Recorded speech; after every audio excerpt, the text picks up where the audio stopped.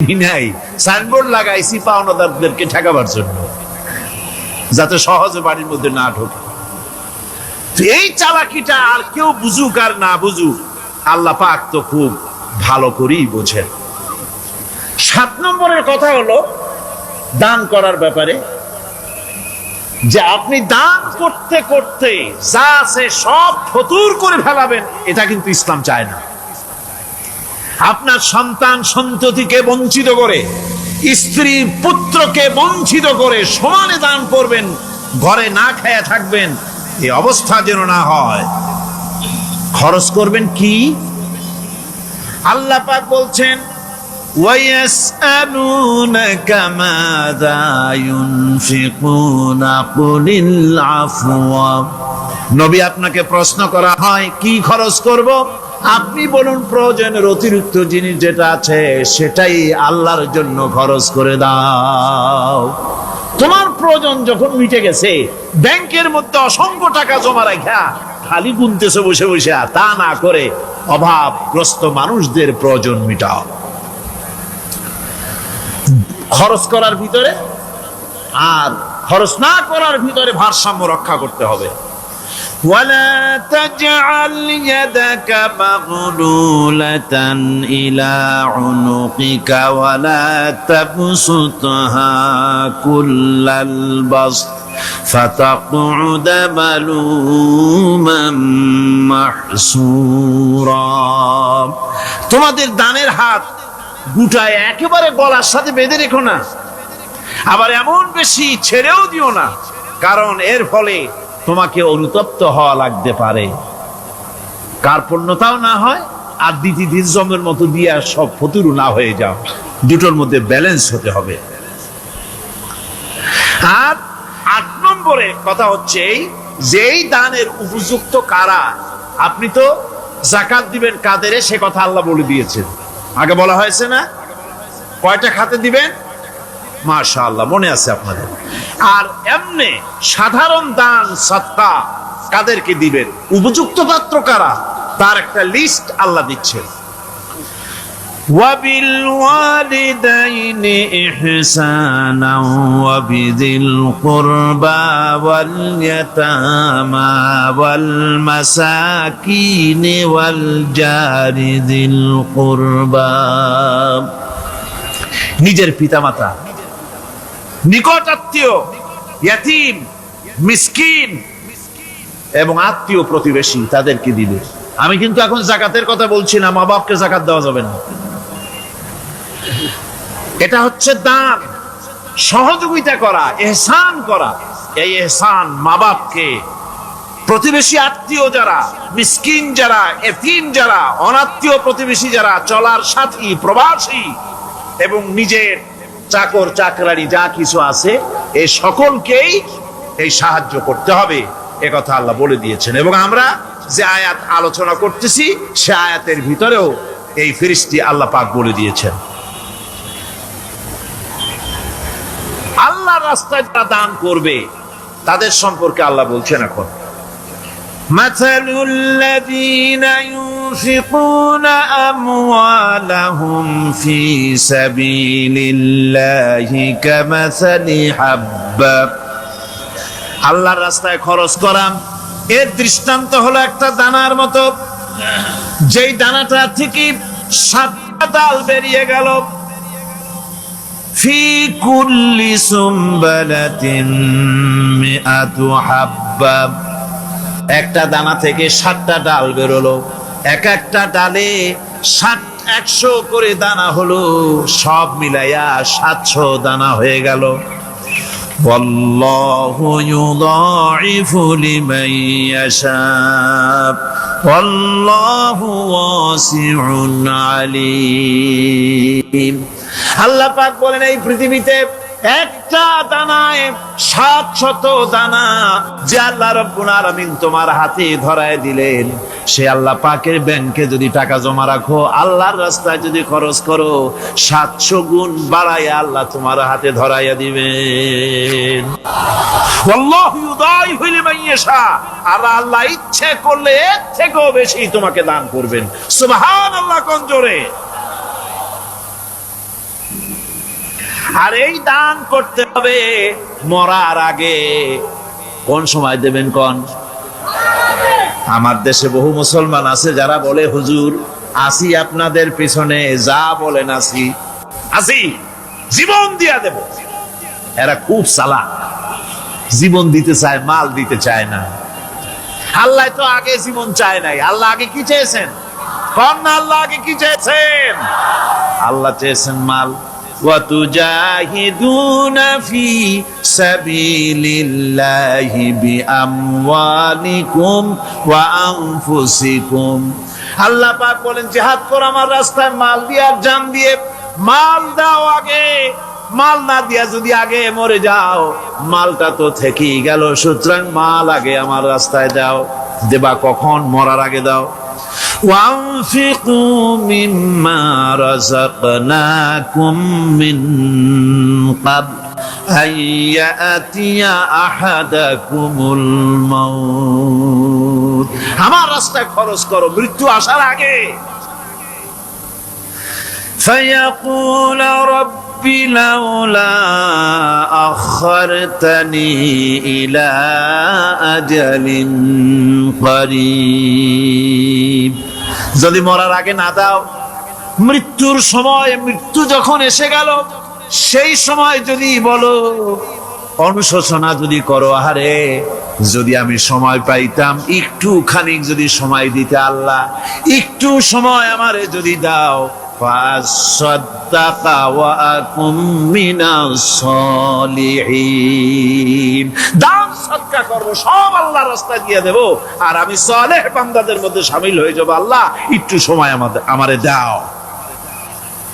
আল্লাহ পাক বলছেন ওয়ালা ইউআখিরাল্লাহু নাফসান ইযা জাআ আজালুহা আল্লাহু খাবীরুম বিমা তা'মালুন।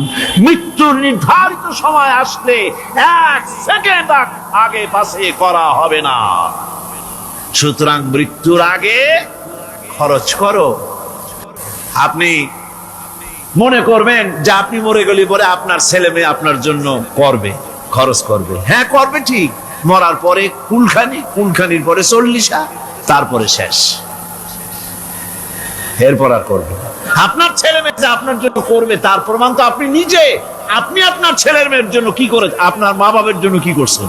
আপনার মা বাবার জন্য যদি আপনি কিছু না করে থাকেন, আপনার ছেলে মেয়ে আপনার জন্য করবে না।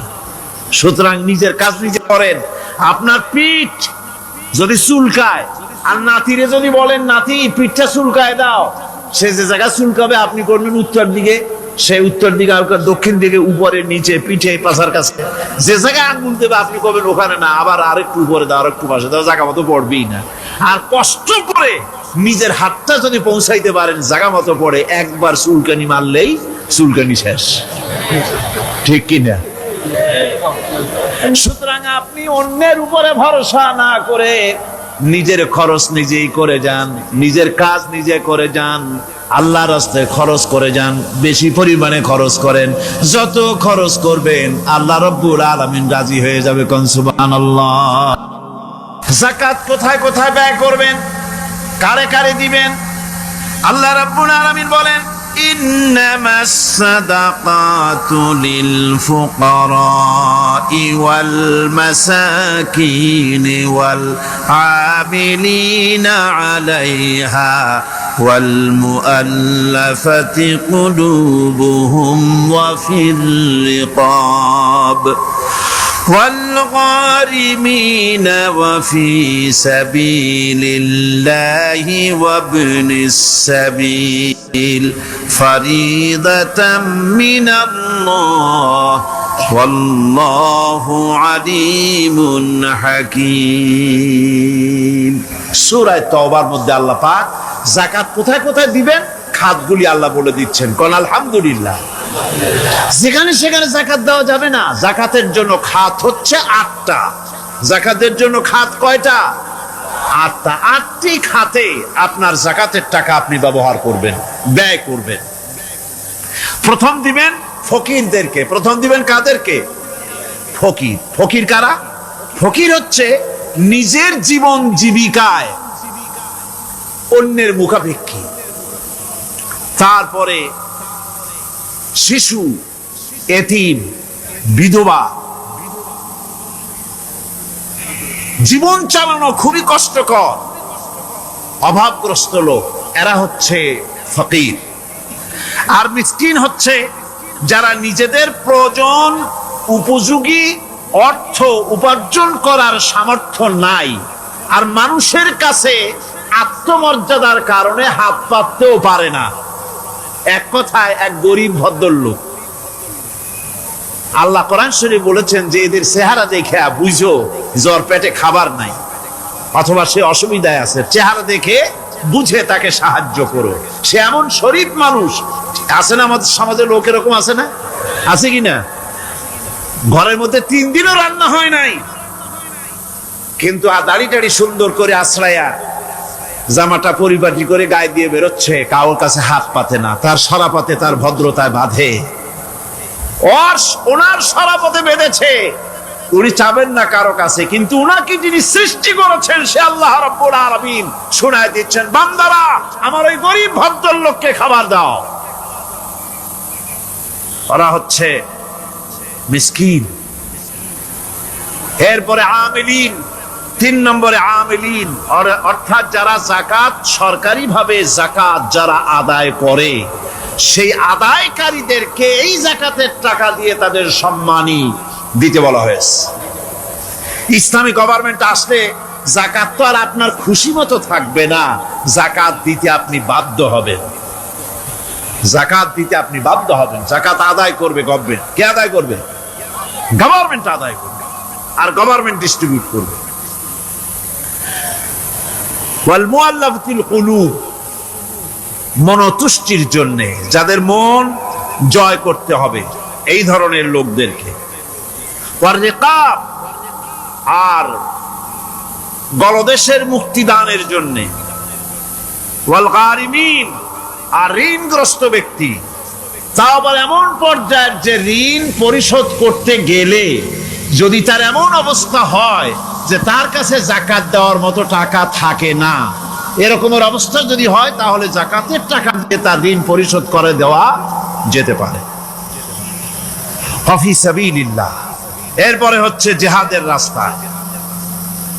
জিহাদের রাস্তা মানে জিহাদ যখন শুরু হবে, সেই জিহাদের ময়দানে আপনি বন্দুক রাইফেল কিনে দেওয়ার সাহায্য করবেন, সেটা নয়। কিন্তু শুধু এটাকেই বোঝানো হয় নাই। ফি সাবিলিল্লাহ বলতে বোঝানো হয়েছে আল্লাহর রাস্তায় সংগ্রামরত সব ব্যাপারে আপনি সাহায্য করবেন, ইসলামী আন্দোলনের জন্য করবেন। যারা ইসলামের জন্য বইপত্র লেখে তাদের জন্য করবেন, যদি পয়সায় কুলাতে না পারে সেখানে সাহায্য করবেন। ইসলামী আন্দোলনকে বিজয় করার জন্য সাহায্য করবেন। এক কথায় আল্লাহর রাস্তা বলতে যা বুঝায় এগুলিকে দিবেন। ইবনে সাবিল। এরপরে পথিক মুসাফির। পথিক মুসাফির সে যদি বাড়িতে ধনী থাকে, ঢাকায় ধনী, কিন্তু চট্টগ্রামে এসে সর্বহারা হয়ে গেছে, টাকা পয়সা সব লুটপাট হয়ে গেছে, এখন বাড়ি ফেরার উপায় নাই, যাকাতের টাকা দিয়ে তাকে সাহায্য করা যেতে পারে। এই 8টি খাতে এভাবে যাকাত দেওয়ার জন্য আল্লাহ খাত সৃষ্টি করেছেন। কয়টা খাত হলো? 8টা খাত।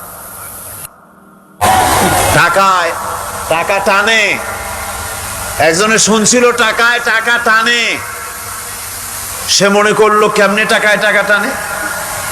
তারপরে সে এক ব্যাংকের সামনে গিয়ে অনেক টাকার মধ্যে নিজের একটা টাকা ছুঁড়ে মেরেছে।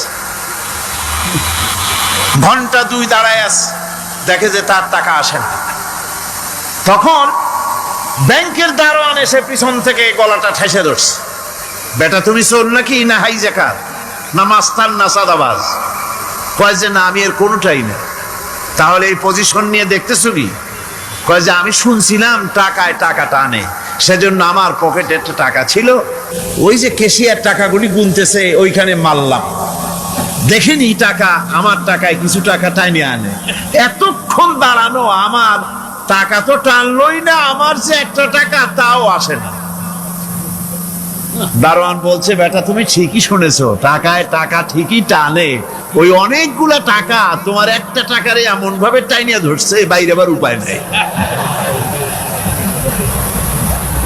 সুদভিত্তিক অর্থ ব্যবস্থায় গরিবরা এভাবে শোষিত হয়। শোষিত হয় কারা? গরিবরা। সিনেমা কারা বানায়? ধনীরা। শোষিত হয় কারা?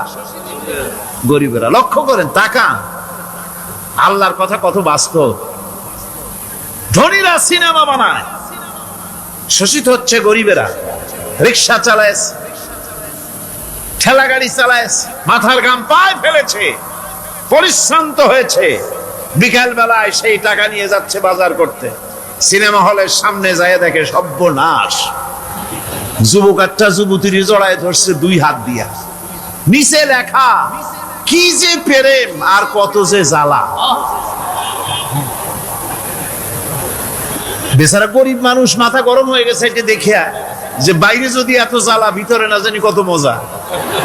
যে টাকা দিয়ে চাউল কিনতো সেই টাকা দিয়া টিকিট কিনে সিনেমায় ঢুকলো। এর মাথা ঘামানো পয়সাগুলি পাইলো কে? বড় লোকই পেল। বড় লোকেরা ব্যাংকে টাকা রাখে, গরিব মানুষেরা ব্যাংক থেকে টাকা লোন নেয়। কৃষি লোন নিল, গরু কিনলো, বীজ কিনলো, সার কিনলো। আকাশ থেকে বৃষ্টি হলো না, অনাবৃষ্টি অতিবৃষ্টি খরার কারণে ফসল হলো না। ব্যাংক কি তার লোন মাফ করবে? তার সুদ মাফ করবে? শেষ পর্যন্ত গরুটা বেচা, মায়ের হাতের বউর হাতের শেষ চুড়ি গাছা বিক্রি করে লোন পরিশোধ করলো। বড় লোকের টাকা ওখানে ছিল, ওই টাকায় আরো টাকা গিয়ে জমলো, আর গরিব ফতুর হয়ে গেল। এই জন্য আল্লাহ পাক বলেছেন, সুদ হচ্ছে ওয়াহাল্লাল্লাহুল বায়আ ওয়া হাররামা রিবা। আল্লাহ পাক ব্যবসাকে করেছে হালাল, সুদকে করেছেন হারাম। এই সুদের মধ্যে ৭০টি গুনাহ, তার ছোট্ট গুনাহ হলো নিজের মায়ের সাথে জিনা করা। জোরে কোন নাউযুবিল্লাহ।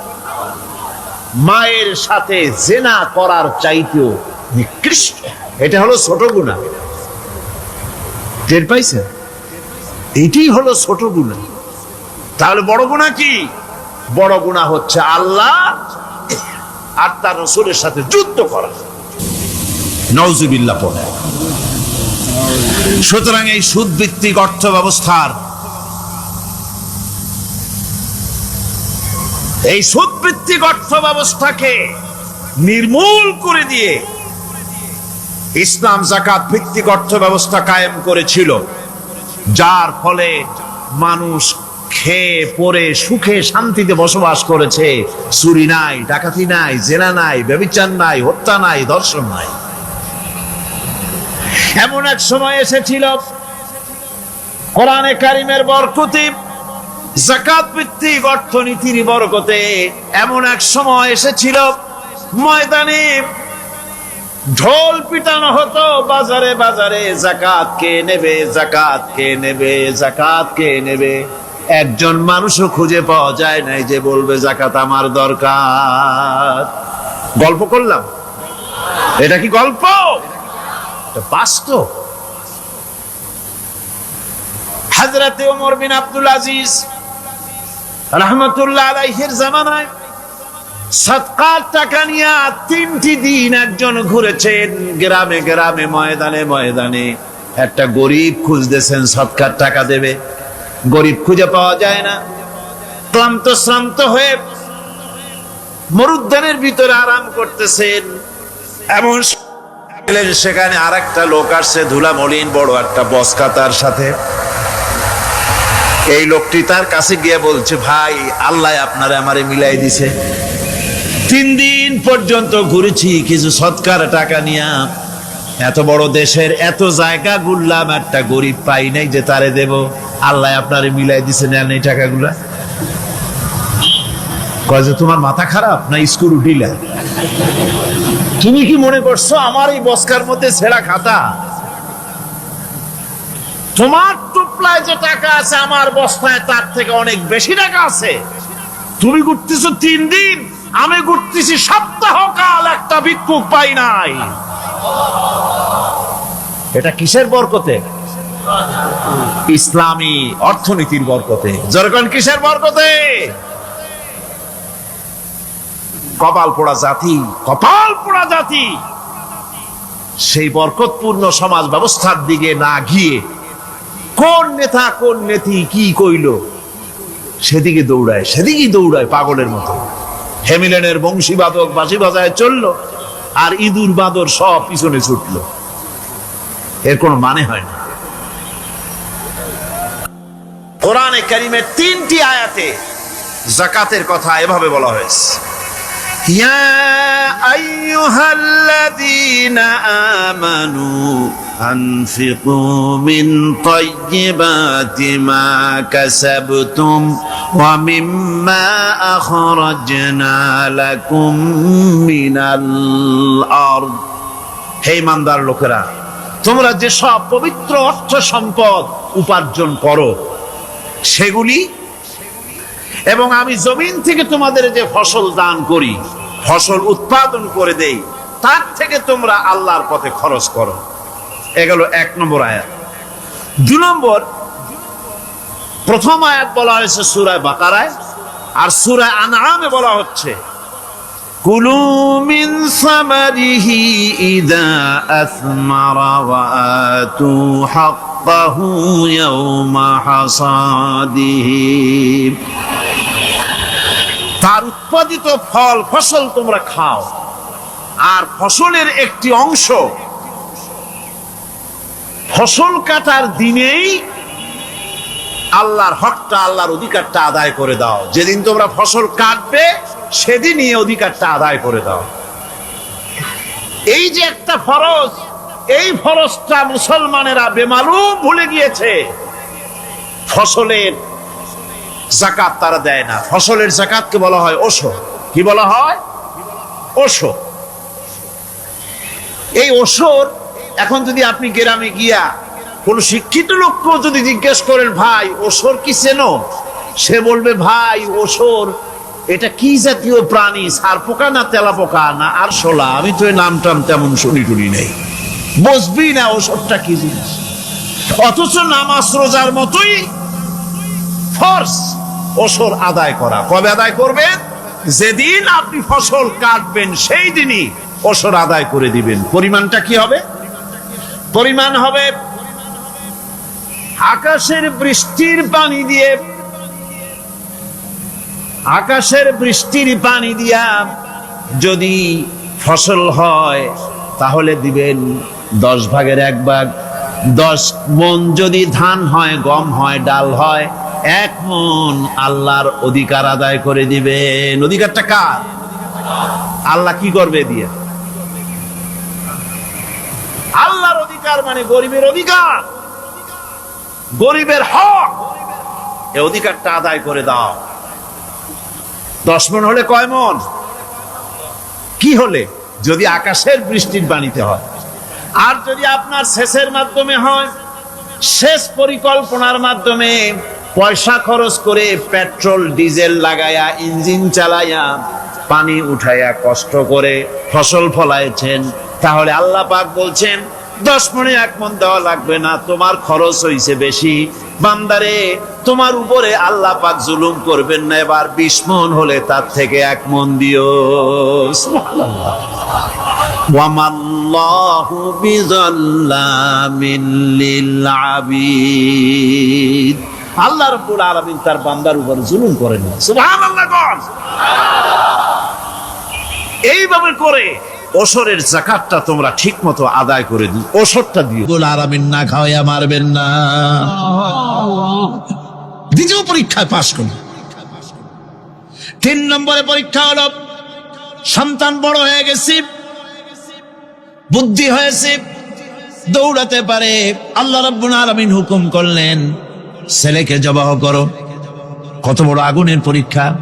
কোরআন শরীফ বলছে হযরত ইব্রাহিম আলাইহিস সালাম নিজের ছেলেকে ডেকে নিয়ে বললেন, ইয়া বুনাইয়া ইন্নী আরা ফিল মানামি আন্নী আযবাহুক ফানজুর মাযা তারা। হে আমার কলিজার টুকরা সন্তান, আমি স্বপ্নে দেখেছি যেন আমি তোমাকে জবাহ করতেছি, তোমার রায় কি, তোমার মত কি, আমারে শোনাও। ছেলে পয়গম্বর, ছেলে তার জবাবে বললেন, ইয়া আবাতি ফাআল মা তু'মার সাতাজিদুনি ইনশাআল্লাহু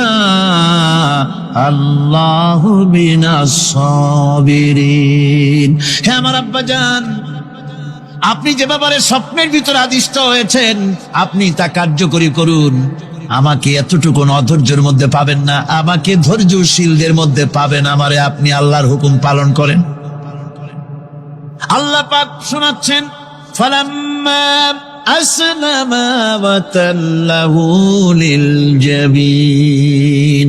পিতা পুত্র দুজনই রাজি হয়ে গেল। পিতা তার ছেলেকে কাঁধ করে গলার উপরে ছুরি ধরেছেন। আল্লাহ রাব্বুল আলামিন ইসমাইল জবাহ হোক, এটা আল্লাহ চান নাই, আল্লাহ চেয়েছেন পরীক্ষা করতে। পরীক্ষায় ইব্রাহিম পাস হয়ে গেলেন। আল্লাহ পাক বলছেন, ওয়ানাদাইনাহু আইয়া ইব্রাহিম ক্বাদ সাদ্দাকতার রুইয়া ইন্না কাযালিকা নাজজিল মুহসিনিন। আমি ইব্রাহিমকে ডেকে বললাম, ইব্রাহিম তুমি তোমার স্বপ্নকে বাস্তবে রূপ দিয়েছো, আর এভাবেই করি আমি মুহসিনিনদেরকে পুরস্কৃত করে থাকি। আল্লাহ পাক খুশি হলেন। আল্লাহ পাক বললেন, ইন্না হাযা লাবালাউল মুবিন। নিঃসন্দেহে এটি একটি বিরাট পরীক্ষা ছিল, ঠিক কি না গণ? আল্লাহ নিজে বলছেন এটা একটি বিরাট পরীক্ষা, আজিম ইমতিহান। সে ইমতিহানে তিনি পাশ করলেন। পরীক্ষায় উত্তীর্ণ হওয়ার জন্য রব্বুল আলামিন পুরস্কার দিয়া দিলেন। আল্লাহ পাক বললেন, সালামুন আলা ইব্রাহিম। পড়েন সবাই, সালামুন আলা ইব্রাহিম। ইব্রাহিমের প্রতি আল্লাহ পাক বললেন, ইব্রাহিমের প্রতি সালাম রইল। সুবহানাল্লাহি ওয়া বিহামদিহি। হযরত ঈসা আলাইহিস সালামকে খ্রিস্টানেরা তারা বলেছে, ওয়াকালাতিন নাসারাল মাসীহু ইবনুল্লাহ। মসিহ হচ্ছে কার ছেলে? নাউযুবিল্লাহ। বলেন সবাই নাউযুবিল্লাহ। তাকে যখন আল্লাহর ছেলে বলা হলো, আল্লাহর পুত্র বলা হলো, রব্বুল আলামিন তার জবাবে বললেন, ইন হুয়া ইল্লা আবদুন আনআমনা আলাইহি। তিনি তো একজন বান্দা, তিনি আমার বান্দা ছাড়া আর কিছুই নন। আমি তার প্রতি অনুগ্রহ করেছি। বান্দা, আমার বান্দা। আল্লাহ পাকের বান্দা হওয়ার ব্যাপারে কোন মানুষের লজ্জা থাকার কথা নয়। এমনকি আল্লাহ পাক ঈসা আলাইহিস সালাম সম্পর্কে বলছেন, লা ইয়াস্তানকিফাল মাসীহু আইয়াকুনা আবদান লিল্লাহি ওয়ালাল মালাইকাতুল মুকাররাবুন।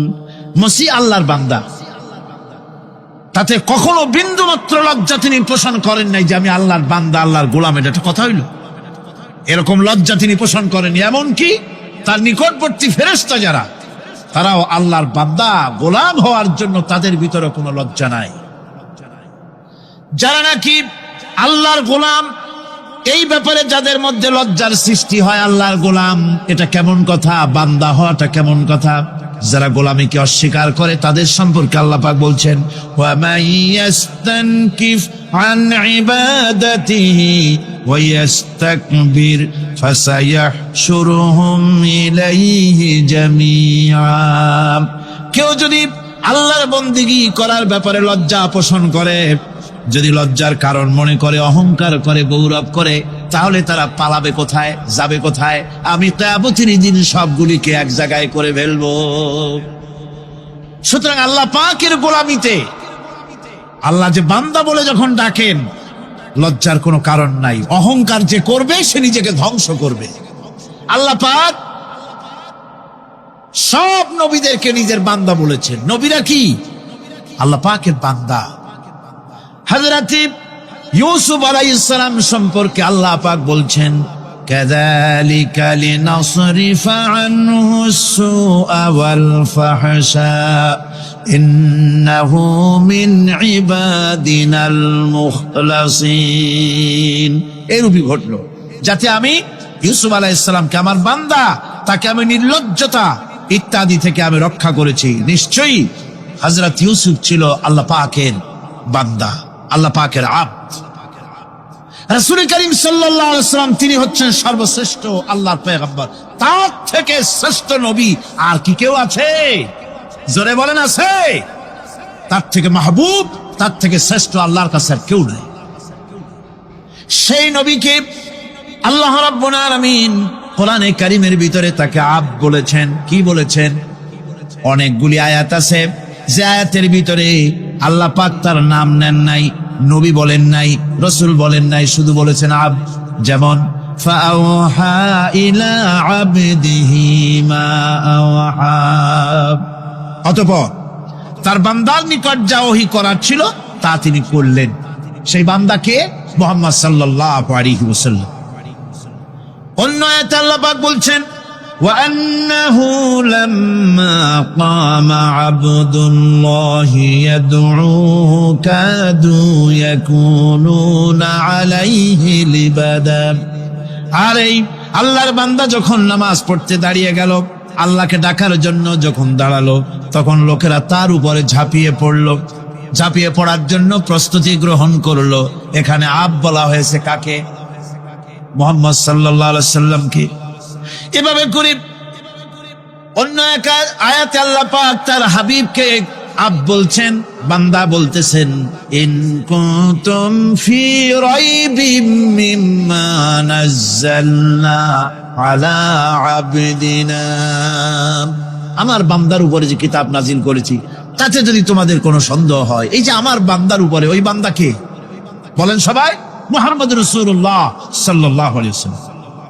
অন্য আয়াতে বলা হচ্ছে তাবারাকাল্লাযী নাযালাল ফুরকানা আলা আবদিহি লিয়াকুনা লিল আলামিনা নাযীরা। অতীব বরকতপূর্ণ সেই মহান সত্তা যিনি তার বান্দার উপরে ফুরকান নাজিল করেছেন। কে সেই বান্দা? মুহাম্মদ সাল্লাল্লাহু আলাইহি ওয়াসাল্লাম। মেরাজের ঘটনা বলতে গিয়ে আল্লাহ রাব্বুল আলামিন বলতেছেন সুবহানাল্লাযী আসরা বিআবদিহি লাইলাম মিনাল মাসজিদিল হারামি ইলাল মাসজিদিল আকসা। পবিত্র সেই মহান সত্তা যিনি তার বান্দাকে ইসরা করিয়েছেন। কে সেই বান্দা? মুহাম্মদ রাসূলুল্লাহ সাল্লাল্লাহু আলাইহি ওয়াসাল্লাম।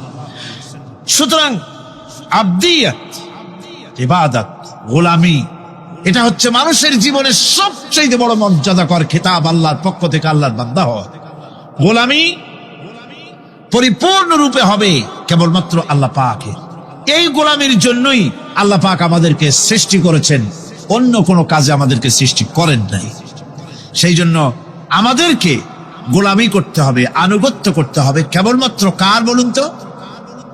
এই গোলামি যদি সঠিকভাবে করি, যদি বান্দারা যারা আল্লাহ পাকের বান্দা বলে, গোলাম বলে নিজেদেরকে দাবি করে, যদি সঠিকভাবে ইবাদতটা করা যায়, তাহলে আল্লাহ তাদের জন্য কি ওয়াদা করেছেন শুনুন। দুনিয়ায় তাদেরকে আল্লাহ পুরস্কার দেবেন, আখিরাতেও দেবেন। এটা বন্ধ করে, দুনিয়া এবং আখিরাতে আল্লাহ পুরস্কার দেবেন। সে পুরস্কারটা কি? দুনিয়ার পুরস্কারটা আগে শোনেন। আল্লাহ পাক বলেন যারা আমার ইবাদত করবে তাদের ব্যাপারে আমার ওয়াদা শোনো। ওয়াদাল্লাহুল্লাযীনা আমানু ওয়া আমিলুস সালিহাতি লায়াস্তাখলিফান্নাহুম ফিল আরদি কামাস্তাখলাফাল্লাযীনা মিন ক্বাবলিহিম। তোমাদের মধ্যে যারা ঈমান এনেছে এবং সৎ কাজ করেছে, আল্লাহ রাব্বুল আলামিন তাদের ব্যাপারে আল্লাহর ওয়াদা হচ্ছে, আল্লাহর প্রতিজ্ঞা হচ্ছে, আল্লাহ ওয়াদা করতেছেন তাদেরকে জমিনের উপরে প্রতিষ্ঠিত করবেন। যেমন করে তোমাদের পূর্বপুরুষদেরকে প্রতিষ্ঠিত করা হয়েছিল, ওইভাবে তোমাদেরকে প্রতিষ্ঠিত করা হবে। সুবহানাল্লাহ। প্রতিষ্ঠিত করা হবে মানে রাষ্ট্র ক্ষমতা দেওয়া হবে। কি দেওয়া হবে? যদি গোলাম হও, যদি কি হও? গোলাম। আল্লাহ পাক বলছেন শুধু তাই নয়, আমি আমার দিনকে যারা প্রতিষ্ঠা করবে, আমার গোলামেরা যদি, আমার বান্দারা সঠিকভাবে যদি আমার গোলামি করে, ঈমান আনে, আমলে সালেহ করে, নেক কাজ করে, আমি তাদেরকে রাষ্ট্র প্রতিষ্ঠার সুযোগ করে দেব। আর তাদের জন্য ভীতির পরিবর্তে, সন্ত্রাসের পরিবর্তে শান্তি কায়েম করে দেব। সুবহানাল্লাহ। وَلَيُمَكِّنَنَّ لَهُمْ دِينَهُمُ الَّذِي ارْتَضَىٰ لَهُمْ وَلَيُبَدِّلَنَّهُمْ مِنْ خَوْفِهِمْ أَمْنًا। তাদের দিনকে তারা নিজেদের জন্য যা পছন্দ করেছে অবশ্যই তিনি তা কায়েম করে দিবেন, এবং সন্ত্রাস আর ভীতির পরিবর্তে আল্লাহ নিরাপত্তা দান করবেন। যেরকম সুবহানাল্লাহ। সন্ত্রাস বন্ধ হবে, চুরি, ডাকাতি, জেনা, ব্যভিচার সব বন্ধ হয়ে যাবে। তোমরা ক্ষমতায় থাকবে, তোমরা ডমিনেটেড হবে না, তোমরা ডমিনেট করবে। গোটা পৃথিবীকে শাসন করবে, শাসিত তোমরা হবে না। আর ভীতির পরিবর্তে নিরাপত্তা তোমরা লাভ করবে। কি করলে?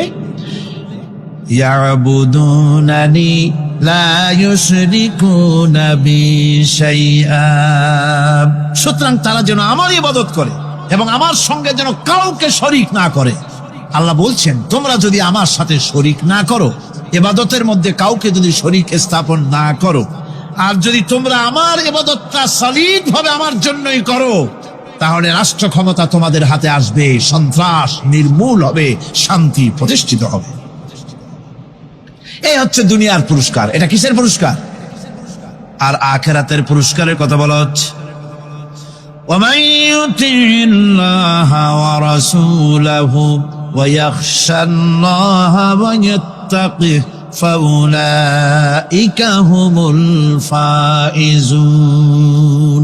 যে ব্যক্তি আল্লাহ এবং রাসূলের আনুগত্য করেছে, আল্লাহকে ভয় করে চলেছে, তার গজব থেকে বেঁচে রয়েছে, সেই হচ্ছে সফল কাম। সফল কাম মানে কি?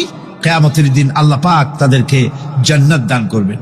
আল্লাহ পাক তাদেরকে কিয়ামতে কি দিবেন? জান্নাত দিবেন, চিরস্থায়ী শান্তির জায়গা, সেই জান্নাত লাভ করা যাবে। আজ ইবাদতের এই যে গুরুত্বপূর্ণ ইবাদত, এই ইবাদতের ভুল অর্থ সমাজের ভিতরে ছড়িয়ে আছে। সাধারণ মানুষও ভুল করেছে, অসাধারণ মানুষেরাও ইবাদতের ভুল অর্থ করে ভুলের মধ্যে নিমজ্জিত আছে বিরাট সংখ্যক লোকেরা। সাধারণ মুসলমানেরা তারা যে ভুলটা করলো ইবাদতের অর্থ করতে গিয়ে, সেটা হলো এই, সাধারণ লোকেরা মনে করলো কয়েকটা অনুষ্ঠানের নাম হচ্ছে ইবাদত, নামাজ, রোজা, হজ, যাকাত, সাদকা, ফিতরা, এর নাম হলো ইবাদত। অনুষ্ঠান শেষে তারা নিজেদেরকে স্বাধীন মনে করলো। তারা আল্লাহ পাকের প্রত্যেকটি আইনের ধারাকে লঙ্ঘন করলো। বছরে একবার রোজা রেখে, বছরে 1 মাস রোজা রেখে মনে করলে ইবাদত শেষ।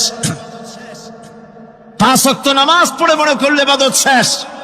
আমি প্রশ্ন করি, 5 ওয়াক্ত নামাজের নামই যদি হয় ইবাদত,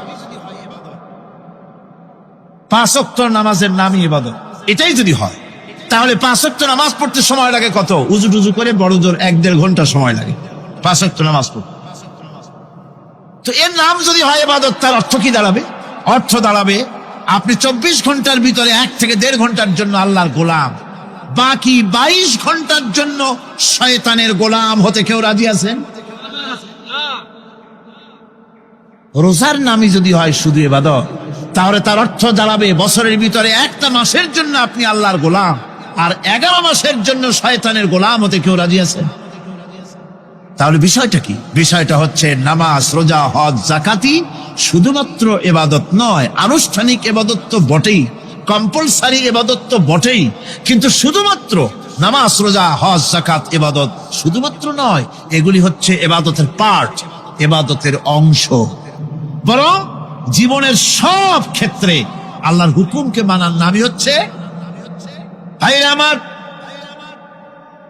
একদিকে নামাজ রোজা করছি, অন্যদিকে আল্লাহর আইনের প্রতিটি ধারাকে লঙ্ঘন করে চলছে, মিথ্যা ওয়াদা করে, মিথ্যা কথা বলে, সুদ খায়, ঘুষ খায়, জেনা করে, এরপরে অন্যের হক নষ্ট করে, প্রতিবেশীর হক নষ্ট করে, হারাম মাল খায়, হকদারের হক নষ্ট করে, প্রতিবেশীর হক নষ্ট করে, জিন্দা মুর্দা মানুষকে নিজের জন্য শক্তিধর বলে মনে করে, এক টুকরা রুটির জন্য অথবা এক ফোঁটা এক ঘটি পানির জন্য কাফেরের কাছে হাত পেতে দাঁড়ায় থাকে।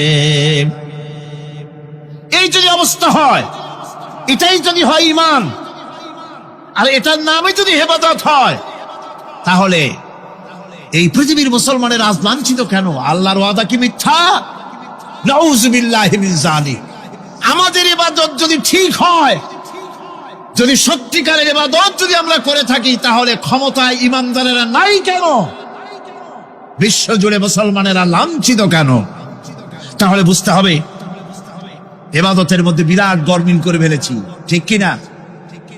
লক্ষ্য করুন, যেই লোকটা হজ করতেছে, উমরা করতেছে, নামাজ পড়তেছে, মসজিদ মাদ্রাসায় চান্দা দিতেছে, ওই লোকটি আবার ব্যাংকের থেকে সুদের টাকা নিয়ে ব্যবসা চালাইতেছে।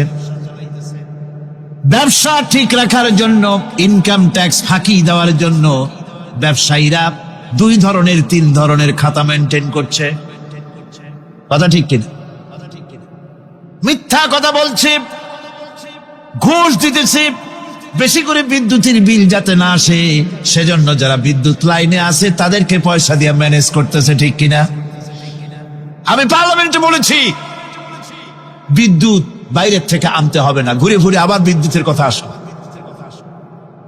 বিদ্যুৎ আনা লাগবে না, কারণ আমার দেশের চাহিদা হচ্ছে 2500 মেগাওয়াট, সেখানে 1800 মেগাওয়াট আমাদের আছে।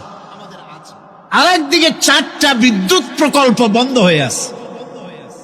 ওই 4টি বন্ধ হওয়া প্রকল্প যদি চালু করা যায়, তাহলে 2900 মেগাওয়াট বিদ্যুৎ উৎপাদিত হতে পারে বলে বিশেষজ্ঞরা বলেছেন। তাহলে আমাদের উদ্বৃত্ত 400 মেগাওয়াট থেকে যাবে। এইটা কি বাইরের থেকে আনার কোনো দরকার নাই। বিদ্যুতের অপচয় বন্ধ করুন, বিদ্যুতের চুরি বন্ধ করেন।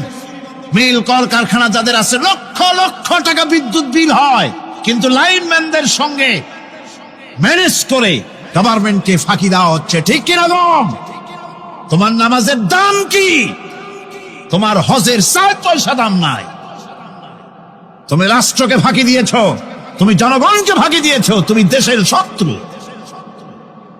টেলিফোনে বিল হাজার হাজার টাকা, লাখ টাকার বেশি বিল হয়, লাইনম্যানের সঙ্গে ম্যানেজ করে 500, 700, 2000 টাকা দিয়ে সারিয়ে দেয়, ঠিক কিনা? এরা জাতির শত্রু, দেশের শত্রু। এদেরকে ফায়ারিং স্কোয়াডে নিয়ে ক্রাশ ফায়ার করে উড়ায় দেওয়া উচিত।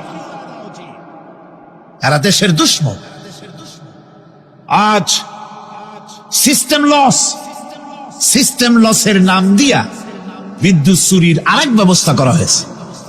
সিস্টেম লস করে ওনারা নিজেরা, আর এর ভোগান্তি জনগণকে করতে হয়। কসাইয়ের মতো ছুরি দিয়া জবাও করে জনগণের কাছ থেকে সিস্টেম লসের চার্জ আদায় করা হয়। আমি পার্লামেন্টে বলেছি, মাননীয় স্পিকার, সিস্টেম লস এই নামটা উঠায় দেন, এই প্রথা বন্ধ করে দিন। বিদ্যুৎ ধার করা লাগবে না, আল্লাহ আমাদের দেশে যথেষ্ট দিছে, কোন জিনিসের অভাব নাই। এখানে গ্যাস আছে, তেল আছে, বিদ্যুৎ আছে, পাট আছে, চা আছে, নাই কি? অন্তত 8.5 কোটি টাকার কাগজ গুদামের মধ্যে বন্দী হয়ে আছে। ভারতকে ক্ষতি করার জন্য সে দেশ থেকে কাগজ এনে খবরের কাগজ ছাপানো হচ্ছে, আর 8.5 কোটি টাকার কাগজ নষ্ট হয়ে যাচ্ছে, আমার দেশের কাগজ। সুতরাং বলতেছিলাম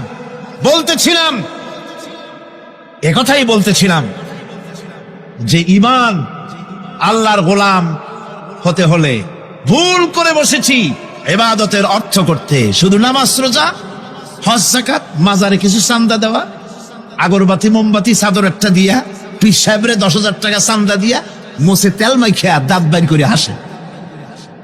বেহেশতে তো গেছি, আর দেরি কথা। বেহেশতে তুমি যাবা, এত সহজ? দেশকে ফাঁকি দিছো, দেশকে ফাঁকি দিয়েছ, জনগণকে ফাঁকি দিয়েছ। নিজের মেয়েকে ফাঁকি দিয়েছে, বিবাহের সময় টাকা পয়সা দিয়া বিবাহ টিবাহ করায় দিল। ব্যবসা, ধানি সম্পত্তি, বাড়ির সম্পত্তি সব ছেলেদেরকে দিয়ে দিল, মেয়েটারে ফাঁকি দিয়ে দিল। দেয় না এরকম? ফুপুকে ফাঁকি দিল, বোনকে ফাঁকি দিল। এরপরে মোনাজাত করে সবে বরাতে, আল্লাহ আমারে বেহেশত দিও। ফেরেশতারা কয়, মর তুই আগে, বেহেশত তোরে কেমনে দেয় ভালো করে দেখাই দেব। বেটা তুই যাবি বেহেশতে? এত সোজা? ওটা মামু বাড়ির বারান্দা নাকি? এত সহজ নয়। সুতরাং সাধারণ মানুষ মারাত্মক ভুল করেছে এখানে। নামাজ, রোজা, হজ, যাকাত ইবাদত, আর কিছু কি ইবাদত মনে করে নাই? আপনার চাকরি আপনার ইবাদত, চাকরিতে ফাঁকি দেওয়া যাবে না। আপনি সুস্থ মানুষ, মেডিকেল লিভ নিয়ে ওয়াজ মাহফিল অথবা কোনো ইজতেমায় যাওয়া যাবে না, কোনো চেল্লা দিতে যাওয়া যাবে না। মেডিকেল লিভ নিয়ে আপনি সুস্থ মানুষ, কেন আপনি মেডিকেল লিভ নিচ্ছেন? আপনি ফাঁকি দিতে পারবেন না। সরকারি চাকরি করেন, মিল কল কারখানায় চাকরি করেন, ফরজ নামাজ পড়েছেন ভালো কথা, সুন্নত পড়েছেন ভালো কথা, নফল পড়বেন না। জোহরের নফল পড়া বাদ দিন। যদি আপনি চাকরিজীবী হন, চাকরি করেন, ওটাই ইবাদত। এর নাম ইসলাম, এর নাম ইসলাম। গভর্নমেন্ট যে বেতন দেয় সেই বেতনের উপরে সন্তুষ্ট থাকুন, ঘুষ খাইয়েন না। যদি বেশি বেতন লাগে গভর্নমেন্টের কাছে দাবি জানান যে আমাদের বেতন বাড়ায় দাও। ঘুষ খাবেন কেন? হারাম। জোরে কোন এটা কি? এই ঘুষের টাকা মাজারে দিয়া, পীরেরে দিয়া আল্লাহরে খুশি করবেন, এত সহজ না, এত সহজ না। সেই জন্য আমি সব ভাইদের খেদমতে আরজ করব, ইবাদত হচ্ছে জীবনের সব ক্ষেত্রে গোলামি, সকল ক্ষেত্রে গোলামি। চাকরিতে, অফিসে, আদালতে, কলকারখানায়, ক্ষেত খামারে, পার্লামেন্টে, সেক্রেটারিয়েটে, সেনানিবাসে, স্কুলে, কলেজে, বিশ্ববিদ্যালয়, সর্বত্র গোলামি কার? আল্লাহ পাকের। রিজকে হালাল করতে হবে, উপার্জনকে হালাল করতে হবে, সত্যিকারের আল্লাহর গোলাম হতে হবে। এক্ষেত্রে ইবাদতের অসাধারণ ব্যক্তি যারা, তারাও এক শ্রেণীর অসাধারণ ব্যক্তিরাও ভুল করে বসছেন। তারা যে ভুলটা করলেন ওটা হচ্ছে, তারা তাসবিহ, জায়নামাজ, খানকাহ, হুজরাখানা এর ভেতরে বসে জিকির আজগার করাটাকেই জীবনের জন্য আল্লাহর ইবাদত মনে করে নিলেন। আল্লাহর বান্দারা যখন অনাচার ব্যভিচারে লিপ্ত, আল্লাহর আইনের পরিবর্তে যখন মানুষের তৈরি করা আইন চলছে, চেচনিয়া, বসনিয়া যখন মানুষদেরকে জবাও করা হচ্ছে, বসনিয়ার মুসলমান সন্তানদেরকে যখন জবাও করা হয়, কাশ্মীরের স্বাধীনতাকামী মুসলমানদের অধিকার হরণের জন্য তাদের উপরে যখন বন্য হায়নার মতো, পশুর মতো যখন ভারতীয় শত্রু সৈন্যরা যখন হামলা চালায়, সোমালিয়ার মানুষগুলি যখন না খেয়ে তাদের হাড়, পাঁজরার হাড়গুলি যখন বেরিয়ে যায়, তখনও যদি আপনি খানকার ভেতরে থেকে তসবিহ পড়েন আর তাহাজ্জুদের নামাজ পড়ে কপালে দাগ লাগান, এই অন্যায়ের বিরুদ্ধে যদি সোচ্চার না হন, আপনার এই তসবির কোনো দাম নাই। আপনাকে সোচ্চার হতে হবে, আপনাকে অন্যায়ের বিরুদ্ধে খাড়া হতে হবে। একদিকে তাহাজ্জুদের নামাজ তো পড়বেনই, জিকির তো করবেনই, কোন সন্দেহ নাই। আর একদিকে সিংহের মতো অন্যায়ের বিরুদ্ধে গর্জে উঠতে হবে। তাতে যদি প্রয়োজন হয় মুজাদ্দেদ আল ফেসানির মতো কারারুদ্ধ হন না কেন, সেটাই কিসমত, সেটাই তাকদীর। হক কথা বলতে হবে। এই জন্য আমার বারবার মনে পড়ে, আজকের এক শ্রেণীর লোক আমাদের দেশে এক শ্রেণীর লোক বাইরের থেকেও আসে, বিদেশ থেকেও আসে, নামের আগে আওলাদে রসুল লাগান। ফেদায়ে রসুল, মুজাহিদে মিল্লাত, আওলাদে রসুল। আজীব, তুমি আওলাদে রসুল যদি হবে, তাহলে তুমি যে দেশের মানুষ, সেই দেশে মুসলমানদের যখন জবাও করা হয়, পার্লামেন্টে কথা বলে বেরিয়ে আসো না কেন? তোমার জেল হয় না কেন? কংগ্রেসের সেন্ট্রাল বডির সদস্য হয়ে আওলাদ রাসূল লাগাইয়া বাংলাদেশের রাজনীতিতে নাক গলাতে দেওয়া হবে না। এরা কংগ্রেসের পা চাটা গোলাম, এদেরকে চিনতে হবে। যারা আমার দেশে এসে মুসলমানদের মধ্যে বিভেদ সৃষ্টি করতে চায়। আমার মুসলমান ভাইয়েরা, সুতরাং আজকে আমাদেরকে বুঝতে হবে, নামের আগের 14 হাত লম্বা বিশেষণ দেখে ভুললে চলবে না। কথা মনে থাকবে, এরা কংগ্রেসের গোলাম। বাবরি মসজিদ যখন ভেঙে ফেলা হলো, তখন তো কোন আওলাদের রসুলের নাম তো শুনি নেই। তখন তো নামটা শুনছি ওই বুখারী বেটার, বাপের বেটা। বন্ধুগণ, সুতরাং আমাদেরকে বুঝতে হবে, বসুন, বেয়াদবি করবেন না, বসেন। আমাদেরকে বুঝতে হবে, খানকায় শুধু জিকির আজগার করলেই চলবে না। হযরতে শাহজালাল রহমতুল্লাহ আলাইহি এক হাতে ছিল তরবারি, আর এক হাতে ছিল কোরআন। লড়াই করেছেন হযরতে শাহ মখদুম, হযরতে খান জাহান আলী, হযরতে খাজা মুঈনুদ্দিন চিশতি আজমেরি রহমতুল্লাহ আলাইহি, হযরতে মুজাদ্দিদ আল ভিসানি রহমতুল্লাহ আলাইহি। মুরিদের বাড়ি জম্মের খাওয়া খাইয়া পেটটা কুমিরের মতো বড় করে নাই, জেল খেটেছে হক কথা বলতে গিয়ে। বাপের বেটা হও, নিজের দেশে কথা কও। বাংলাদেশে এসে তারপরে জনগণের টাকা লুটপাট করার খবর কাউকে অধিকার দেওয়া হবে না। আমার বন্ধুগণ, আল্লাহর ওলি যারা, তারা এভাবে করে জনগণের খেদমত করেছেন, কথা বলেছেন। সুতরাং শুধু জিকির আজগার করলেই হবে না, হক কথা বলতে হবে স্পষ্ট করে। এটাই হলো ইবাদতের হক আদায় হবে যদি সত্যিকারের হক কথা বলা যায়। অসাধারণ ব্যক্তিরা ময়দানে কথা বলবেন, হক কথা বলবেন, অন্যায়ের বিরুদ্ধে সোচ্চার হবেন।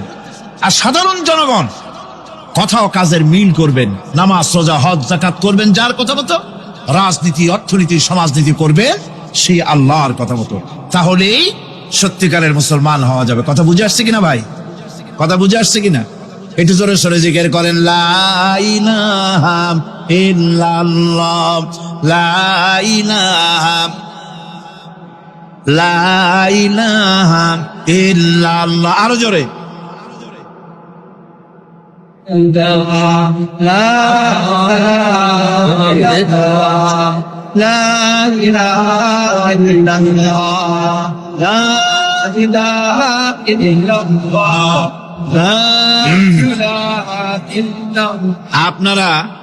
আপনারা যদি মাথা উঠাইয়া দেখতে থাকেন তো কি দেখবেন? মানুষের মাথা আর টুপি ছাড়া তো কিছুই দেখা যাবে না। কাজী ওঠা বসা না করে আজকে এক পবিত্র রাত আমরা আল্লাহর কাছে দোয়া করব। আলোচনার আমি এগিয়ে যাচ্ছি। ইবাদত আমাদেরকে বুঝতে হবে। ইবাদত যদি না বুঝি তাহলে মুসলমান বলে দাবি করারও কোনো মূল্য নাই। মানব জন্ম বৃথা। কারণ হচ্ছে আল্লাহ রাব্বুল আলামিন বলেছেন, মা খালাকতুল জিন্না ওয়াল ইনসা ইল্লা লিয়াবুদুন। মানুষ আর জিন জাতিকে আমি সৃষ্টি করেছি আমার গোলামির জন্য। কার গোলামি? ওই গোলামির পূর্ণাঙ্গ নমুনা যদি জানতে চাই, পূর্ণাঙ্গ নমুনা দৃষ্টান্ত লাগবে। কাকে অনুসরণ করব? পূর্ণাঙ্গ ইবাদতের আল্লাহর গোলামির পূর্ণাঙ্গ নমুনার জন্য কোরআনে কারিমে দৃষ্টান্ত সেট করা হয়েছে। হযরত ইব্রাহিম আলাইহিস সালামের আল্লাহ পাক বলেন, ইয ক্বালা লাহু রাব্বুহু আসলিম ক্বালা আসলামতু লিরাব্বিল আলামিন। তার অবস্থা এই ছিল। কার?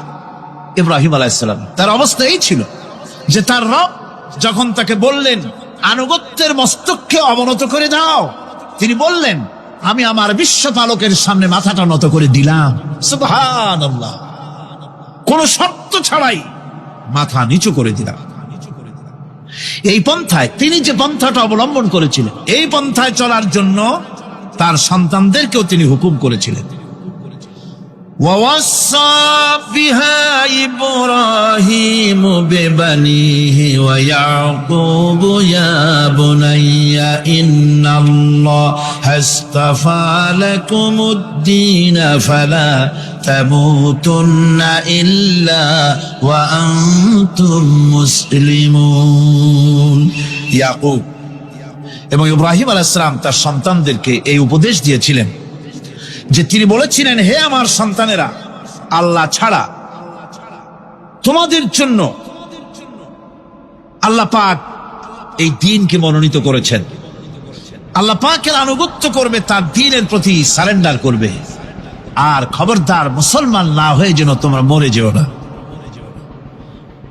মৃত্যু মুসলমান অবস্থায় থাকবে, অর্থাৎ মৃত্যু পর্যন্ত থাকবে কি অবস্থায়? মুসলমান অবস্থায়। أم كنتم شهداء إذ حضر يعقوب الموت إذ قال لبنيه ما تعبدون من بعدي ইয়াকুব আলাইহিস সালাম তার মৃত্যুর সময় জিজ্ঞেস করেছিলেন, ও আমার সন্তানেরা, আমার মৃত্যুর পরে তোমরা কার ইবাদত করবে, তার কার গোলামি করবে?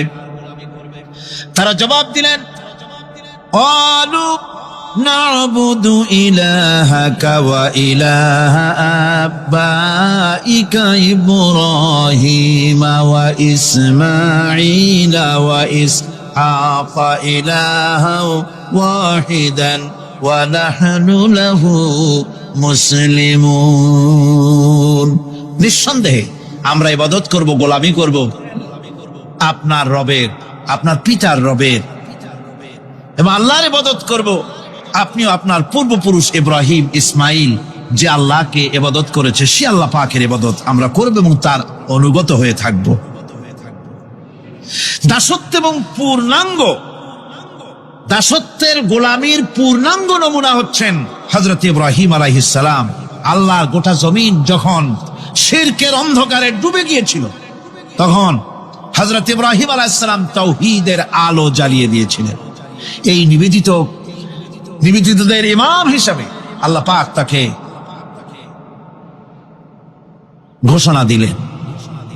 কোরআনে কারীম বলছে, وَإِذَا ابْتَلَى إِبْرَاهِيمَ رَبُّهُ بِكَلِمَاتٍ فَأَتَمَّهُنَّ قَالَ إِنِّي جَاعِلُكَ لِلنَّاسِ إِمَامًا। ইব্রাহিমকে তার রব কয়েকটি বাক্য দিয়ে পরীক্ষা করলেন এবং তিনি সেই পরীক্ষাগুলোতে পাশ করলেন। তখন আল্লাহ রাব্বুল আলামিন তাকে বললেন যে আমি তোমাকে গোটা বিশ্ব মানবতার জন্য, গোটা বিশ্বের সমস্ত মানুষের জন্য আমি তোমাকে নেতা বানাবো। সুবহানাল্লাহি ওয়া বিহামদিহি। প্রথম পরীক্ষা হলো, গতকাল বলেছি, সে আগুনের পরীক্ষা। সেখানে আল্লাহ পাক তাকে পাশ করালেন, তিনি পাশ করলেন। দ্বিতীয় পরীক্ষা ছিল বিবি এবং নবজাতক সন্তানকে নিয়ে আল্লাহ হুকুম করলেন, এই বিবি আর বাচ্চারে নিয়ে মরুভূমিতে রেখে আসো। মরুভূমিতে যেখানে ঘর নাই, বাড়ি নাই, সেই জায়গায় বিবি এবং বাচ্চাকে রেখে যাওয়ার সময় তিনি বললেন, রব্বানা ইন্নী আসকানতু মিন যুররিয়াতি বিওয়াদিন গায়রি যী যারইন ইনদা বাইতিকাল মুহাররাম। হে আল্লাহ রাব্বুল আলামিন, আমি পানি এবং তরুলতাবিহীন এক মরুভূমির ভিতরে আমার বংশের একটি অংশকে এখানে রেখে গেলাম। তোমার ঘরের কাছে পুনর্বাসিত, আমি তাদের কাছে, এই ঘরের কাছে, সম্মানিত ঘরের কাছে রেখে গেলাম। পরীক্ষায় তিনি পাশ করলেন। হযরতে হাজেরা প্রশ্ন করলেন, ইব্রাহিম, পানি নাই, খাবার নাই, মানুষ নাই, ঘর নাই, বাড়ি নাই, মরুভূমির ভিতরে আমাকে আমার বাচ্চারে ফেলে রেখে যাচ্ছ কেন? কোনো জবাব নাই। দুইবার তিনবার প্রশ্ন করলেন। এরপরে তিনি আবার প্রশ্ন করলেন, বললেন, ইব্রাহিম, এটা কি আল্লাহর হুকুম নাকি? হযরত ইব্রাহিম আলাইহিস সালাম নিজের কলিজার টুকরা সন্তান আর বিবিকে রেখে যেতেছেন ভারাক্রান্ত মন নিয়ে। তিনি আকাশের দিকে আঙ্গুল উঁচু করে দেখালেন। হযরত হাজেরা বুঝলেন ইনি তো আল্লাহর পয়গম্বর, আমার কোন অপরাধে এভাবে ফেলে যাওয়ার কথা নয়। তিনি বুঝলেন এটা আল্লাহর হুকুম। হযরতে হাজেরা বললেন, ইব্রাহিম রে, নিশ্চিন্ত মনে বাড়ি ফিরে যাও। আমার মনে কোনো চিন্তা নাই, কোনো পেরেশানি আর এখন নাই। আল্লাহর হুকুমে যদি আমাকে এই মরুভূমির ভিতরে ফেলে যেয়ে থাকো, তাহলে আমি ওই আল্লাহর প্রতি এতটা ভরসা রাখি যে এই মরুভূমির ভিতরে জল পানি শূন্য, খাদ্য শূন্য জায়গায় আমি আমার বাচ্চাকে আল্লাহ রব্বুল আলামিন না খাওয়াইয়া মারবেন না। দ্বিতীয় পরীক্ষায় পাশ করি। 3 নম্বরে পরীক্ষা হলো, সন্তান বড় হয়ে গেছে, বুদ্ধি হয়েছে, দৌড়াতে পারে। আল্লাহ রাব্বুল আলামিন হুকুম করলেন ছেলেকে জবাহ করো। কত বড় আগুনের পরীক্ষা! কোরআন শরীফ বলছে হযরত ইব্রাহিম আলাইহিস সালাম নিজের ছেলেকে ডেকে নিয়ে বললেন, ইয়া বুনাইয়া ইন্নী আরা ফিল মানামি আন্নী আযবাহুক ফানজুর মাযা তারা। হে আমার কলিজার টুকরা সন্তান, আমি স্বপ্নে দেখেছি যেন আমি তোমাকে জবাহ করতেছি, তোমার রায় কি, তোমার মত কি আমারে শোনাও। ছেলে পয়গম্বর, ছেলে তার জবাবে বললেন, ইয়া আবাতি ফাআল মা তু'মার সাতাজিদুনি ইনশাআল্লাহু বিনাস সাবিরিন। হে আমার আব্বাজান, আপনি যে ব্যাপারে স্বপ্নের ভিতরে আদিষ্ট হয়েছেন আপনি তা কার্যকরী করুন। আমাকে এতটুকু অধৈর্যের মধ্যে পাবেন না, আমাকে ধৈর্যশীলদের মধ্যে পাবেন। আমারে আপনি আল্লাহর হুকুম পালন করেন। আল্লাহ পাক শোনাচ্ছেন, ফালাম্মা আসলামা ওয়া তাল্লাহু লিল জাবিন। পিতা পুত্র দুজনই রাজি হয়ে গেল। পিতা তার ছেলেকে কাঁধ করে গলার উপরে ছুরি ধরেছেন। আল্লাহ রাব্বুল আলামিন ইসমাইল জবাহ হোক এটা আল্লাহ চান নাই, আল্লাহ চেয়েছেন পরীক্ষা করতে। পরীক্ষায় ইব্রাহিম পাশ হয়ে গেলেন। আল্লাহ পাক বলছেন, ওয়ানাদাইনাহু আইয়া ইব্রাহিম ক্বাদ সাদ্দাকতার রুইয়া ইন্না কাযালিকা নাজজিল মুহসিনিন। আমি ইব্রাহিমকে ডেকে বললাম, ইব্রাহিম তুমি তোমার স্বপ্নকে বাস্তবে রূপ দিয়েছো, আর এভাবেই করি আমি মুহসিনিনদেরকে পুরস্কৃত করে থাকি। আল্লাহ পাক খুশি হলেন। আল্লাহ পাক বললেন, ইন্না হাযা লাবালাউল মুবিন। নিঃসন্দেহে এটি একটি বিরাট পরীক্ষা ছিল, ঠিক কি না? আল্লাহ নিজে বলছেন এটা একটি বিরাট পরীক্ষা, আজিম ইমতিহান। সে ইমতিহানে তিনি পাশ করলেন।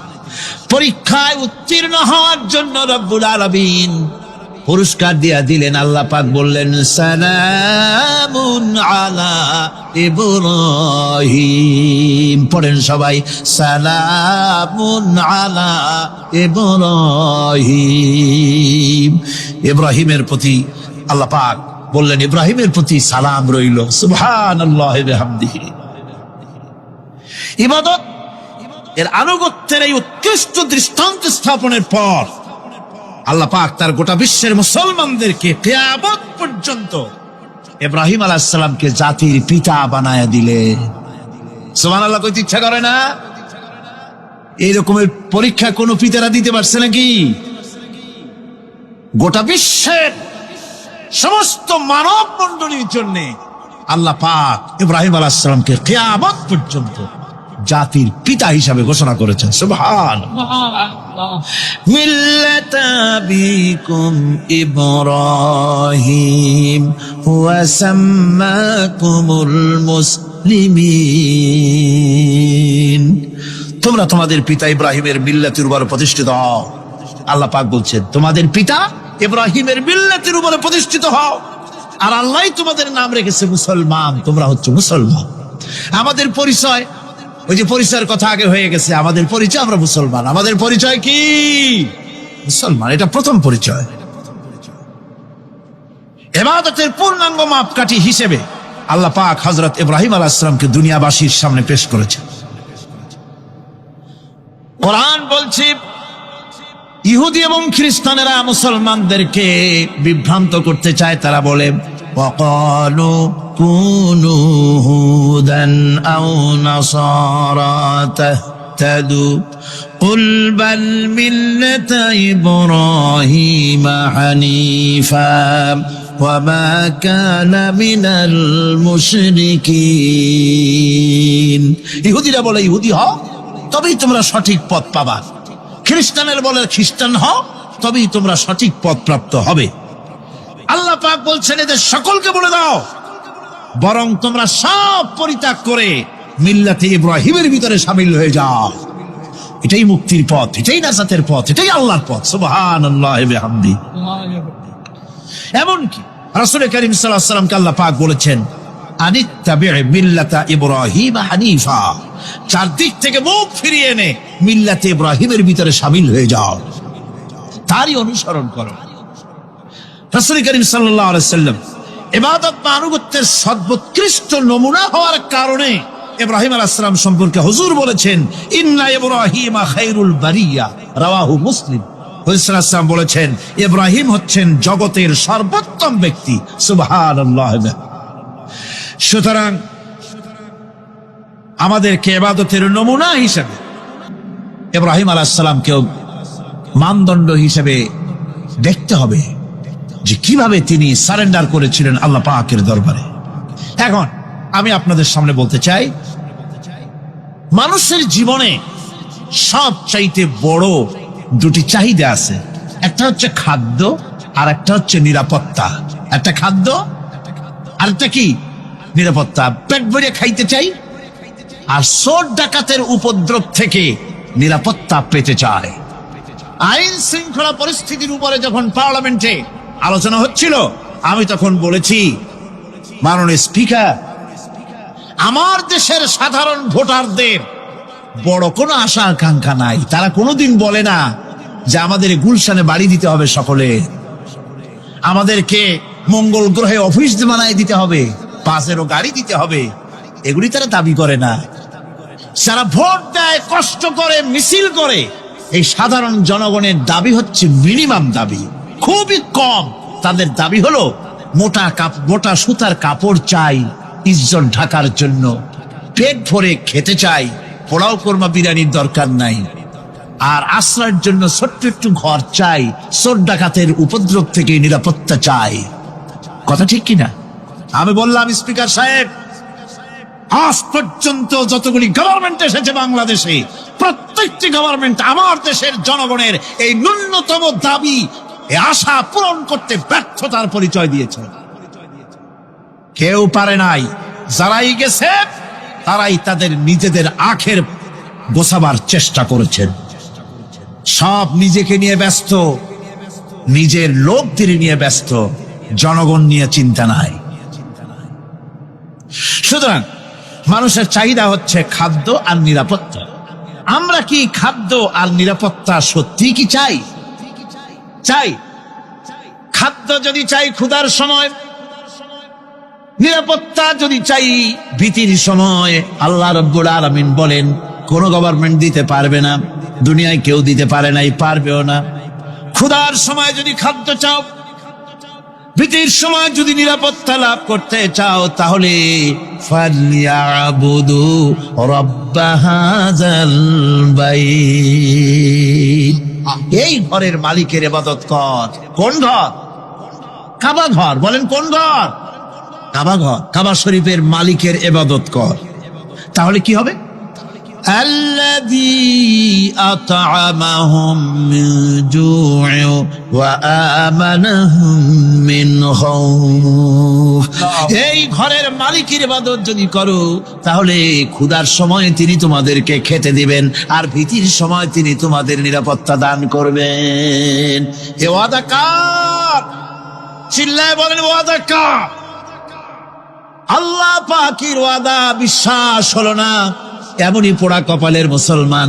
নির্বাচন যখন আসলো, সলিমউদ্দিন সাহেব আসতেন মঞ্চের উপরে, পরিচয় করানো হচ্ছে।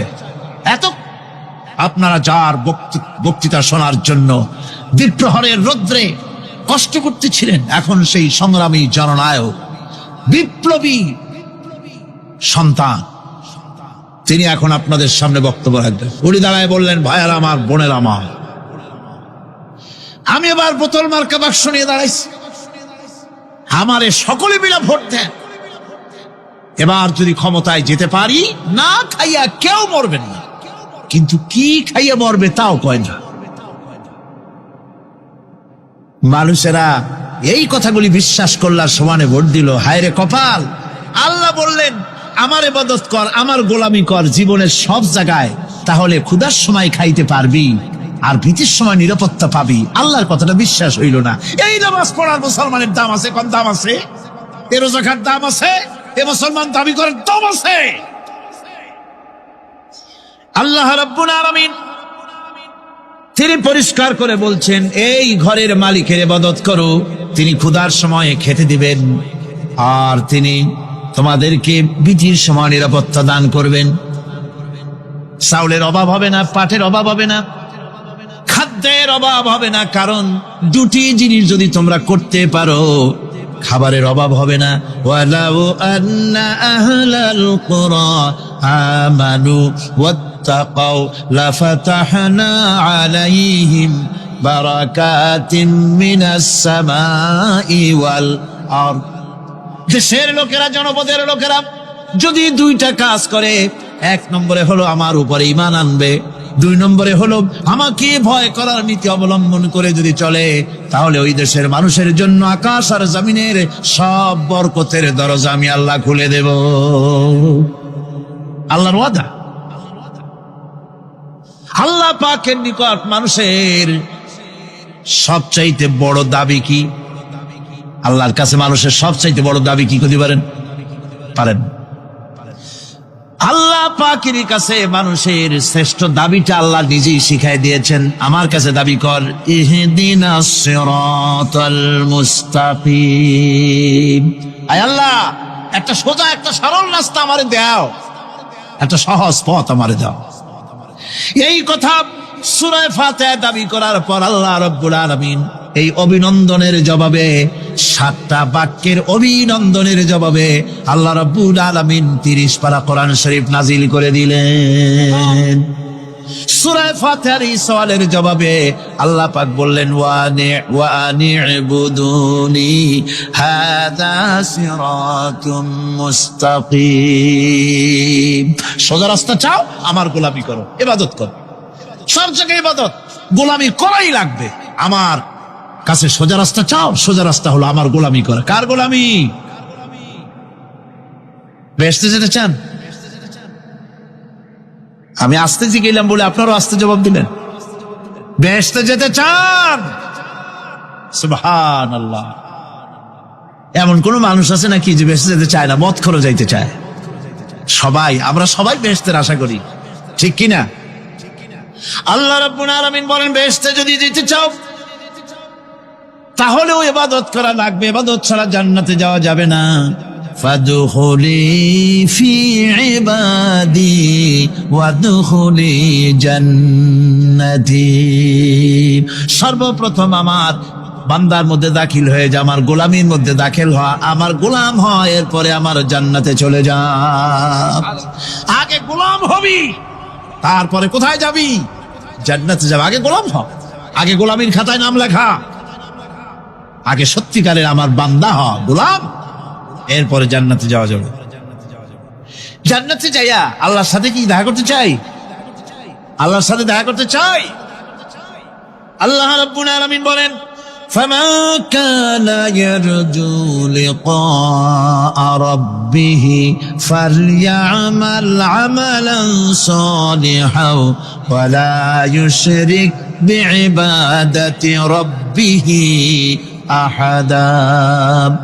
তোমাদের মধ্যে যদি কেউ আল্লাহর সঙ্গে, তার রবের সঙ্গে যদি কেউ দেখা করতে চায়, তাহলে সে যেন ভালো ভালো কাজ করে, নেক কাজ করে, আর তোমার রবের সাথে অর্থাৎ আল্লাহ রাব্বুল আলামিনের সাথে ইবাদতের মধ্যে যেন কাউকে শরীক না করে। শিরক যদি না করো, খাঁটি গোলাম, খাঁটি বান্দায় যদি পরিণত হতে পারো, কিয়ামতের দিন আল্লাহ রাব্বুল আলামিনের সঙ্গে দিদার নসিব হয়ে যাবে। এই গোলামি করব কতদিন? কতদিন গোলামি করব? এই প্রশ্নের জবাবে আল্লাহ রাব্বুল আলামিন কোরআনে কারীমের মধ্যে জবাব দিয়ে দিয়েছেন, ওয়া'বুদ রাব্বাকা হাত্তা হাত্তা ইয়াতিয়াকাল ইয়াকিন। মৃত্যু পর্যন্ত যতক্ষণ না নাক দিয়ে শেষ প্রশ্বাসটি নিঃশ্বাসটি বেরিয়ে যাচ্ছে ততক্ষণ পর্যন্ত আনুগত্য গোলামি শব্দ হবে কার? জোরে চিল্লা এখন কার? এই গোলামি জীবনের সব ক্ষেত্রে করতে পারলে আমরা মুসলমান, আর করতে না পারলে মুসলমান নামে মুনাফিক। না পারলে কি? মুনাফিক। বন্ধুগণ, ইয়াকা নাবুদু পর্যন্ত বলে ওয়া ইয়াকা নাস্তাইনের কথাটা শোনাচ্ছি। সূরা ফাতিহার ভিতরে আমরা পড়ি, পড়েন আমার সাথে, ইয়াকা নাবুদু ওয়া ইয়াকা নাস্তাইন। আয় আল্লাহ, একমাত্র তোমার গোলামি করি আর একমাত্র তোমার কাছে সাহায্য চাই। তুমি ছাড়া কারো কাছে সাহায্য? এটা কি ঠিক? এটা কি আমাদের মনের কথা, ইমানের কথা? আল্লাহ করুন, আল্লাহ করুন, বলি আমিন। হাদিস শরীফে বলা হয়েছে, ইজা সাআলতা ফাসআলিল্লাহ ওয়া ইজা ইসতাআনতা ফাসতাইন বিল্লাহ। কিছু চাইতে হলে আল্লাহর কাছে চাও, কিছু বলতে হলে, ভিক্ষা করতে হলে আল্লাহর কাছেই ভিক্ষা করো। কার কাছে ভিক্ষা করবেন? আল্লাহর কাছে বলুন। আমার বন্ধুগণ, আমি আমার ঈমান থেকে কথা বলি, আমি আমার ঈমান থেকে কথা বলি। কোরআন এবং হাদিস পড়ে যতটুকু আল্লাহ বোঝার তৌফিক দিয়েছেন সেই কথাগুলি পেশ করার জন্য চেষ্টা করি।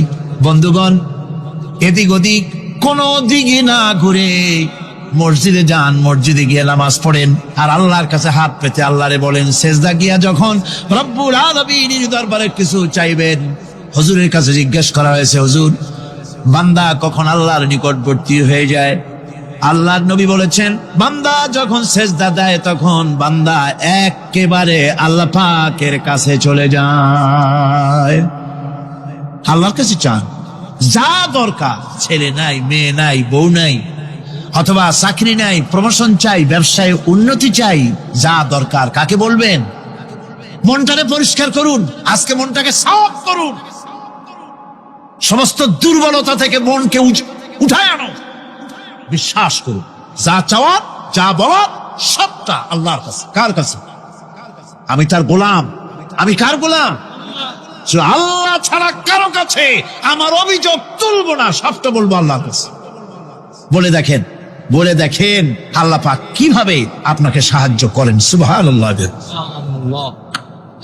ভাইরা আমার, আল্লাহ রাব্বুল আলামিন রাসূল করিম সাল্লাল্লাহু আলাইহি ওয়াসাল্লামকে বলেছেন, ফাইদা ফারাগতা ফানসাব ওয়া ইলা রাব্বিকা ফারগাব। যখন তুমি খালি হাত হয়ে যাবে, দাঁড়িয়ে যাবে এবং তোমার রবের কাছে মিনতি জানাবে, কিছু যখন থাকবে না, তোমার রবের কাছে দাঁড়ায় যাও আর তার কাছে মিনতি জানাও, তোমাকে আল্লাহ ভরপুর করে দিবেন। ভান্ডের কোনো অভাব নাই। আমাদের ভান্ড হচ্ছে যত দেব তত কমবে, আর আল্লাহর ভান্ড যত দেয় তত সমান সমান থাকে, মোটেই কমে না, মোটেই কমে না। সুতরাং দয়াল বাবা, বাবাজান, কেবলাজান বাবা কি যে কবে আর কি করবে দিশা করতে পারে না। গান বাজনা, তারপরে গোসল শরীফ, কি জানি হাবিজাবি শরীফ, কোন শেষ নাই, বেদাত দিয়ে ভরে গেছে। এগুলি বিশ্বাস করবেন না, বিদআত খারাফা, এর সাথে মুসলমানের কোন সম্পর্ক নাই। গান বাজনার সাথে মুসলমানের কোন সম্পর্ক। হাতে কতগুলো ঢোল নিয়ে তারপরে মাজারের কাছে গিয়ে ঢোল বাজায়, কবরের কাছে মাথায় কতগুলো চুল, দাঁতে ময়লা, মোজগুলা ঠোঁট দুইটা ঢাইকিয়া দাড়ির কাছে এসে পড়ছে। হায় হায় রে, এই রকমের মোষ আমি মাঝে মধ্যে চিন্তা করি যে দই খায় কেমনে এরা। গাঁজা মদ খাইয়া এগুলো মাজার মধ্যে গিয়ে পড়ে থাকে, আর কি জানি আছে ওইটারে ঘষে এলো আর বলে মদিনা যাব কেমনে, মদিনা যাব কেমন। তুই মদিনা যাবি কেমনে? মদ খেয়ে গাঁজা খেয়ে তুই যাবি মদিনা? একটা কথা হইলো? তোর নাপাক কদম আল্লাহ পাকের আরতে মুকাদ্দাসে উঠতে পারে না। বদকার, জিনাকার, শারাবি, কাবাবি, আল্লাহ পাকের নাফরমান, অতগুলা শালু কাপড় গায়ে দিয়া মাথায় কতগুলা চুল রাখিয়া তারপরে গ্রামের নামে শরীফ। আশ্চর্য কথা, এই গ্রামের নাম শরীফ, ওই গ্রামের নামের মাথায় গিয়া শরীফ। শরীফ তো মক্কা শরীফ, মদিনা শরীফ, কোরআন শরীফ, হাদিস শরীফ। আর শরীফের দরকার নাই। শরীফের জাত মারছে গ্রামে গ্রামে শরীফ লাগাইয়া। কর্ণফুলী শরীফ, চন্দ্রঘোনা শরীফ। আশ্চর্য কথা, শরীফ শব্দের একটা ইজ্জত থাকা উচিত, ঠিক কিনা কন? আপনাদেরকে সতর্ক হতে হবে। আনুগত্য এবং গোলামি সকল ব্যাপারে আল্লাহ পাকের করতে হবে। চাইতে হবে কার কাছে? আল্লাহর কাছে। আমার এই কথা আপনাদের মনে আছে কিনা জানি না। সম্রাট শাহজাহানের সময় এক ফকির, এক ভিক্ষুক ভিক্ষা করে বেড়াতো। 70-80 বছর বয়স হয়ে গিয়েছে।